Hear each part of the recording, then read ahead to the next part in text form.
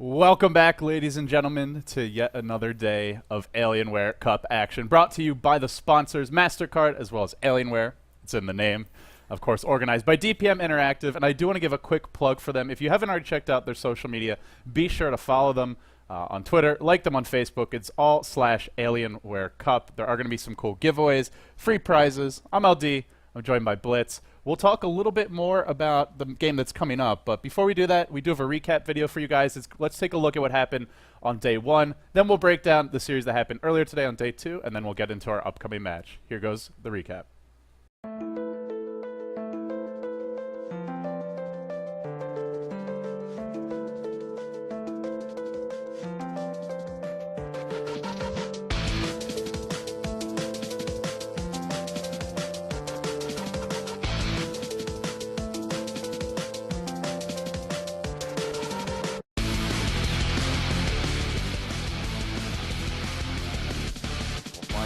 Treads one, so just really early attack speed, and most importantly, you can actually tread switch quite easily for extra mana. And they are going to go in there, Scream Pain on DDC, he's going to throw nuke before he goes down. A lot of damage, and the fissure, oh my god, can they make the play? They do get it! No death on this, it's great fissure from CDM. Lots of buybacks too on the way of MUFC. 2,700 gold on Queen of Pain. Oh, they're going in, actually, BKB's being popped, they're going to be able to go in on top of Xiaowei, he pops his BKB, there's the Manta split, or I'm sorry, the ulti split as well, Sylar being chased, and drums as well, but that's actually going to be the end of the team fight, I guess, all the BKBs not used, TFG in trouble, Fisher's going to land, couple more right clicks, great chill, and he gets picked off, the Sentry on the low ground was enough to spot the Nature's Prophet. Is that the only? He does have buyback, so he could purchase back right now if he wants to. The BKBs are on cooldown, so I think they could maybe go there to the swap. One turn, Xiaowei. The Shackle's going to latch Winter. Well, the lane, great blink, double stun. Gemma True set on the ground, and Earthshaker gets picked off, so they're getting some kills at least. Queen of Pain actually going really aggressive here. Easy kill there. That was crazy. DDC eats a stun, and Winter running for his life is going to die though. 4-second stun from Sylar, and can Huntrash player do it? There's the dagger. Sylar, oh, the shackle shot, and that's going to swing things. Huntrash player goes down, Queen of Pain goes down, and the top Rax is going to die. 6 shackles from Yao right at the end.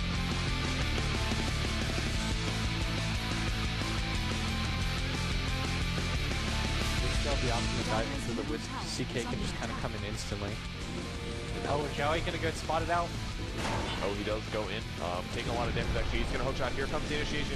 Great Chronosphere catching the TPers as well. That's burning a lot of their TP time. Actually, the Rocket Block shoots some damage to Huntrash. He pops the BKB as well. Robostein nets. Nope, not gonna happen just yet. Huntrash player actually gets Razzie Rush back. 4-second stun. Oh, he gets sent back. Wisp was not able to cancel the tether. Slight mistake there. And now TP out from Yao. Maybe it wasn't the wrong mistake. Yao's gonna go down. Is MUFC actually gonna take this fight? Looks like it. They can't see this at all, actually. And Xiaowei knows. He knows the Darkseid's there. He actually gets Hex. Here comes. Oh, he actually time walks into the Chronosphere, pops the BKB now. Will he Chrono? He does catch the 2 carries just barely. And the damage is doing well. Xiaowei's in position. Gonna get right clicked a couple times from Huntrash, but he only gets the 1 kill. It's hard for going down. Scream of Pain, great ulti actually. And he's on the high ground, but it's perfect positioning. 3 dead heroes from LGD. They'll be on the chase as well.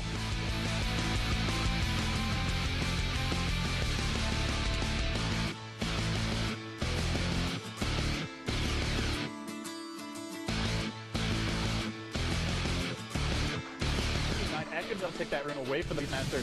Most likely he'll wave it, and he's gonna snag the read in. Clicks there prematurely. Lamb doesn't use his disarm here just to slow Luo down. He actually gets disrupted under cover of the tower. Now the Soul Catcher comes in, but there's too many speed. I don't think it actually hit him. He's still dropping pretty quickly. He's got a BKB. He's not popping. He's gonna die and buy back immediately. His own illusions. Blink, 4-step forward. BKB from Xiaowei, and he clutches on the Lamb and drags him back into the pain train. Hello, Morphling. Hello, Lifesteal. Luo comes back. He's got Chemical Raid. He's got a BKB. He has not popped his BKB. He's gonna get blown up from full HP to nothing. Oh, a crucial mistake by Luo. Now I see BKB, TP out, can't get away. Aegis is expelled at the site of the crime, and now he's gonna die yet again. I think we've just seen Rattlesnake self-destruct.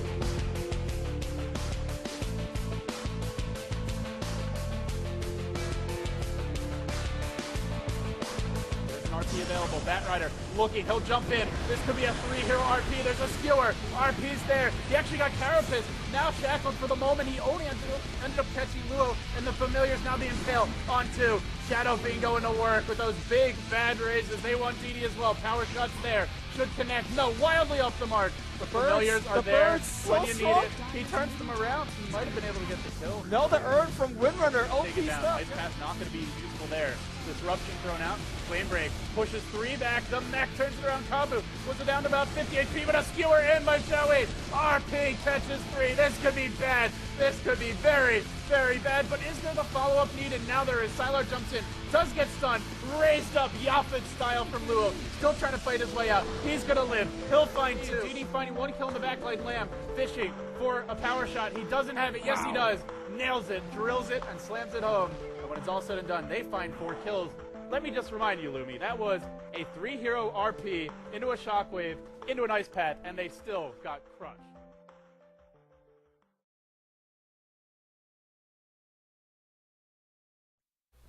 Of course, that was day 1 of the Alienware Cup, and I think the big storyline there was LGD China, bit of an underperformance and some impressive games from Rattlesnake MUFC. They break even 1-1. That sets LGD China up to actually be 2-2 in the group right now. And speaking of the group, I think it's a fantastic time, Blitz. Let's take a look at the standings here. I actually looked at the preview screen, and I swear to God, I saw Lumi because of your haircut. So it's, I'm trying to like look at my hair right now, and it looks kind of ridiculous because I laid down on the couch. I had this moment of like sheer panic where I'm like, did I just call Lumi Blitz? And then I'm like, wait, no, that's actually Blitz. It's not. You kind of look like each other now. You I'm like really the do. chubbier Lumi. It's like I ate like a 5th of Lumi. You're like Chuan's little brother now. Exactly. Instead Or his- his son. His is what little people in son. chat are calling me. I went from his lesbian sister to his son. I love it. So we'll take a look at Group A here for the standings. DK, I think, in prime position to take the group. If they even just split 1-1 with LGD China, that'll put them 5-1. And as long as they win out, there's no way LGD China can catch them, and that'll mean they only have Rattlesnake to play at that point. And Rattlesnake really, even though they took a game off of LGD, I still feel DK should be able to 2-0 them. Yeah, they're a team that has looked pretty impressive. I think what is most annoying about playing against a team like DK is it's so easy to get ahead sometimes because they play like a very generic style. But then once DK takes any sort of lead, they just kind of like roll you, and it's so frustrating to play against. It might be generic, but it's like the highest quality of generic. It's like, our supports won't. I mean, they play the same pretty much every time I've seen them. Yeah. Their supports don't really rotate. They secured Burning's farm, super crates. He doesn't like go for those big mid snowball plays. He just kind of plays like it's safe. He'll try to push out mid as much as he can. And then they aim to just kind of fight together, defend towers, kind of push together, and then surround Burning and act as his like little pawns, kind of run forward while he sits back and does damage. Chessmaster Burning. Yeah. And he's been playing that one hero that sits back and does damage, the Gyrocopter, more and more as of late. And I feel it's really suiting DK nicely because heroes like Anti-Mage in this current version, I mean, they can work. The Phantom Lancer can as well, but not as versatile. You go for those heroes, it's got to be in the right position. And well, with that being said, we've sort of previewed the group, talked about the current scenario. Let's quickly introduce our teams, and then we'll hand it off to the casters. So we'll run through the rosters now. For Team DK, you've got Burning, the one-position player. Say no more. He's B-God. Super, he's your 2-position. He's your solo mid, and he's can be flashy, but normally a pretty quiet and stable player. We've got RTK, the off-laner. He's the loudmouth. He's the big shot caller for this team. Whether you like it or not, he's going in, even if it's a suicide bomb. Die, X, your former carry solo mid player, now on the support role, often makes flashy plays. QQQ, jungler, quiet, stable, reliable. That's DK. We've got a hexagon for them, and it's a pretty nice hexagon. I feel if they do well today, if they take down LGD 2-0, they probably earn some points here, but we'll see if they can do that. And we'll move along now to their opponents, LGD China. On that side, we've got Sylar, the one position, the carry player. Quietly has started to build out his own legacy as a carry and is starting to challenge the likes of Burning, Zhou, the other top Chinese farmers. Xiao 8, I thought we updated this. It's not Spectre. It should be Kunkka. I guess I forgot to save it. Fire LD, but he's the solo mid. He's Director 8. You have Yao, your offlaner. Used to play solo mid a lot. He's been playing a lot of Darkseer as well in that off lane, so look to him to maybe do that. Invoker, here we don't see him play anymore, but one of his signatures. DDC should also maybe have a Visage on here. If he had 4 heroes, I'd throw it in because Visage is doing a lot of work as of late, and he's pretty good at that. Last but not least, we've got DD. He's your formerly retired player, the suavest of the bunch, with the suit, challenging Yao, and contrary to what God says, DD actually the best looking player on this team. And for LGD China, they get the higher marks because they've been a lot more consistent over the past month or two than DK. Yeah, definitely. And All with the police, shots fired, man. Gods is gonna hate you for that. That's where the BTS rift comes in. Yeah, Yao may have like the better bone structure or whatever, but DD's got that swag. So with that being said, we've introduced the teams. Game 1 is just about underway. In fact, I think the draft's already started. We'll hand it off to Purge as well as Lumi. Guys, take it away. Hey guys, welcome to the game. We're going to be covering DK versus LGD. Both teams, arguably, definitely the best in Group A. That was the favorites coming in. LGD not looking so great. DK, absolutely stomping at a 4-0. Can anyone take a game off these guys? Well, they only play 2 games because the other one was. Counting it, man. Look at the scoreboard. What are you talking about? I see a 4-0. What's your prediction is for this particular series? I think DK's been playing better than LGD has so far for this tournament. So I'm going to say, I guess, a 1-1 I think is probably most likely here. Yeah, I think that's probably the safest bet. I'm going to say that DK probably playing it better, Dota. So I'm going to go with them 2-0. Really? Yeah, I think it's going to be somewhat more difficult, but DK, they play so safe. They don't make too many mistakes. LGD, probably not as good Dota for the past 2 days, so it's going to be close, though. It's going to be All right, well, let's hop into the game, guys. We are a bit into the draft already. First pick was a Alchemist out of DK, surprisingly. LGD kicks back with the Gyrocopter Shadow Demon, and then finally a Darkseer out of DK. Yeah, so Alchemist first. Alchemist has been kind of banned out on the first stage. He's kind of one of those heroes that quietly sneaks by, and we could see why. If you guys remember the series yesterday from LG China versus Rattlesnake, that Alchemist was able to kind of rattle off some immense farm. Was not able to finish the game, but I don't really think that's Alchemist's fault. It's probably some of the decision making. And LG, right from the get-go, very smart on the second phase, banning out Undying, because DK loves to do an Alchemist, Undying, Crystal Maiden, Tri-Lane, and they just like to dive, because you get stuns, you get your Tombstone, Nova, and generally not many combination could survive against that. They were able to even beat Visage Tri-Lanes, which is probably one of the toughest Tri-Lane hero to beat. So they definitely take that one out. Let's see if they're going to take out Crystal Maiden as well, or no, they feel that the Undying alone is good enough. So yeah, it's some decent start from both teams. I'm somewhat surprised that Gyrocopter was picked up so early, but you know, we just seen that Gyrocopter doing a ton of work both these games that DK just won. Yeah, I feel like they should be pretty happy with this. He's great against Darkseer in the early game, one of the few carries that actually packs an incredible single target punch in the early game.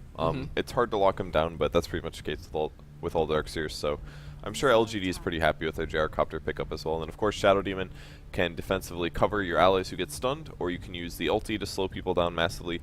And Soulcatcher as well against tanky heroes like Alchemist is just really useful. Same goes for Darkseer as well. Like that support counters the Darkseer well, and it's pretty useful against Alchemist.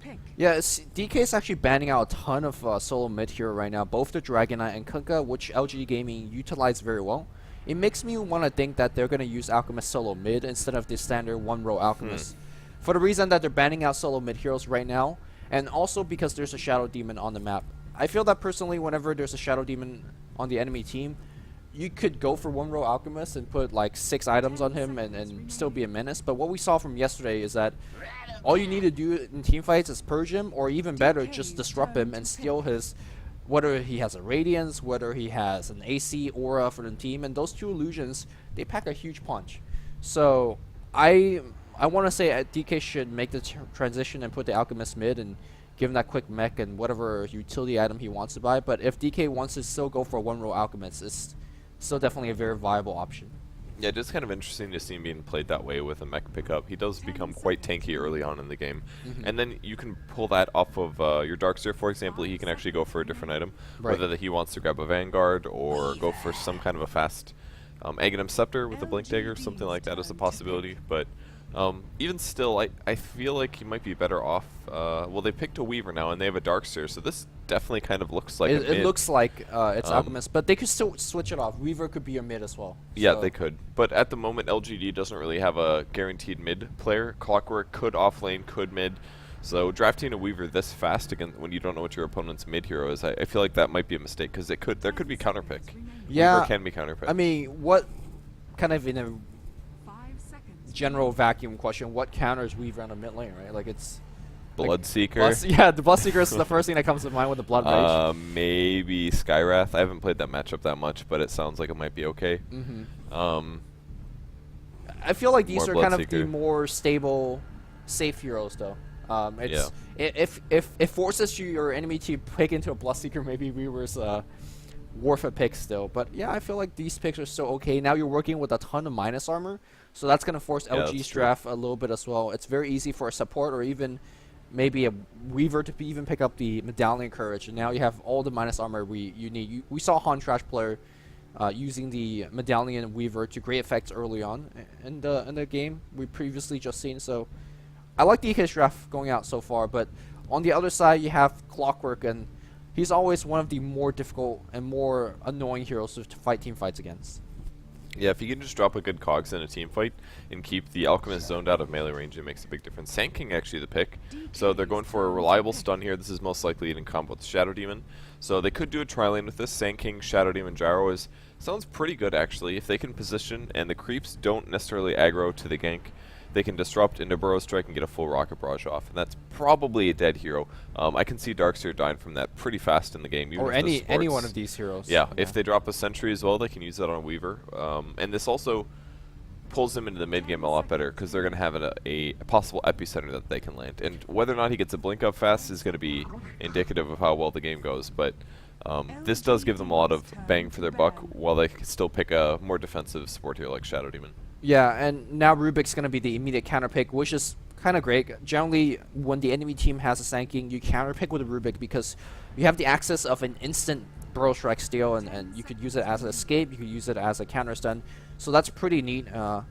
You can steal there's some decent spells, but I think that's generally what it's picked for here. Yep, Rubik is great for that. If you can get Epicenter, it's fantastic, but it's a little bit harder to snag. And generally, Burrow Strike. Just grabbing any stun on Rubik that's preferably range is just so amazingly useful because you can combo it with your already great telekinesis. So 2 stuns like that are fantastic. That's going to be the bread and butter of LGD's Disable, though. They don't really have a whole lot past Disruption at this point because Homing Missile is pretty unreliable. They've got Clock Initiation, of course, but Burrow Strike, I assume, is going to be really important in the early game ganks.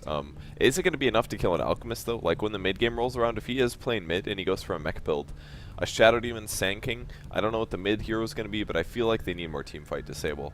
Yeah, it feels like it depends on whether they could get off a Scythe of Ice or something against Alchemist before he transforms into his Chemical Rage. Yeah, it could be huge. And how much you could actually shut him down in the laning phase. So maybe if he has a very late mech or if he's under a level or something like that. But maybe this is where you're going to go with a quick Scythe pickup. Maybe even a Queen of Pain mid to kind of force a lot of action. A quick Orchid kind of does wonders in both preventing and activation. Well, we even see a Doom ban, so they definitely have that in mind. Maybe a solo mid Doom is what they don't want to see, because Doom or Orchid or anything that silences or hexes does so well against Weaver, Darkseer, and Alchemist. Yeah. You were talking about Skywrath Mage earlier. It might not be a bad solo mid. We don't see it kind of anymore at all coming out from any team, actually, but I think it might do fine here. Yeah, I'm not really sure how the hero matches up against Weaver in a mid-roll. He does have a silence, which is great against Weaver, and he does some ranged nukes. The downside is he has 0 armor. Yep. And Weaver does almost entirely physical damage in the early game. Just Sakuchiing through, if you could pass through and do the magic damage and then right-click once, I mean, you're talking about a good 150, almost 200 damage. That's most at least likely. a tangle or two. For 60 mana, that's like, it's not an efficient trade in Skywrath's favor, so it can be a little tough to avoid that damage, and Weaver should be able to rune control a little bit better as well. Like, if Skywrath gets caught away from his tower in the early game, there's a pretty good chance that he could die if Skywrath makes a mistake, so I don't know if it's the best matchup. I haven't played it myself, so I'm not completely sure. Yeah, and it seems like Xiao is having some trouble finding a hero for himself. I guess Magnus is still in the pool, and no, they're going to go with the standard Queen of Pain. Okay. I wonder if it's going to be a quick Orchid build, or sometimes the Chinese go a little bit more defensive with the BKB first, and they're kind of both fine, but just for the fact that there's so many good target to disable the Weaver, the Alchemist before he pops his Rage, and then the Darkseer. I feel like quick Orchid Rush is where it's at. Yeah, I'm going to agree with that. I think that could allow them to control the game a lot better. If he can get pretty good farm, get an Orchid up by 15, 16 minutes with Shreds, and then he can go around ganking on the map, that could be really, really hard for DK to deal with. Again, the only stunts they have are Alchemist's Unstable Concoction as well as Rubik's Lift, so as long as he just weaves in and out, gets the kills quick, backs out, it's going to create a lot of space for his Gyrocopter. Just shutting down either the Weaver or maybe getting a gank or two off an Alchemist is going to hold things together a lot better, I think. So earlier in the draft, we talked about whether Alchemist should be the 1-row, whether he should be going mid, and we kind of ended up that saying both these guys could go mid, both these guys could play the 1-row. Now you know Queen of Pain is on the other side of the river on the mid lane. If you were drafting here, would you put Alchemist mid? I mean, he's going to have a tough time. Or would you put the Weaver? And it seems like DK has gone for the Weaver. Weaver will have a better chance last hitting versus Queen of Pain, but I feel like I guess Weaver probably is safer. Yeah, and Super does pick the Weaver, so alright, it's going to be a Weaver. That was going to be my guess, and not just because it was the right one, I promise. I thought it still should be Alchemist mid, considering I talked about the fact that you're dealing with a Shadow Demon as a 1-row Alchemist, because you're not going to get to right click much, and if you farm a ton of items, Shadow Demon Illusion is going to tick your ton of items, but on the same time, it is so dangerous to let a Queen of Pain snowball against this particular lineup, so maybe they say we just need a better lane controller, so they throw the Weaver there, and well, we'll see how it works out. Yep, so the Chen was the last pick, so it'll be a jungling Chen, Rubik support, Darkseer off lane, Weaver mid. Unless, yeah, that's definitely going to be the lane. So we can go over the players really quick. For the Radiant teams is Team DK. We've got ROTK playing the Darkseer. We've got MMY on the Rubik Burnings playing Alchemist. QQQ playing Chen. And Super on the Weaver. Yeah, DK right now currently up 4 points to, well, they're up 4 points in the group, and they're by far leading the group. Yep. Meanwhile, LGD, they are in 2 and 2 points, so 2 points, and then I guess 2 points out of possibly a 4. And they're playing their 5th and 6th game here right now. Yao's going to be playing off-lane Clock. We have DDC on the support Shadow Demon, DD on the support Sand King, Xiao A playing the Queen of Pain, who has a pair of Sentry Orb being pulled to him. Not sure what that's about. Oh, it's going to be for the Weaver on the mid lane. And last but not least, it's going to be Sylar Gyrocopter. So instead of pulling a little bit of extra regen, and so he could buy himself a no talisman or something like that,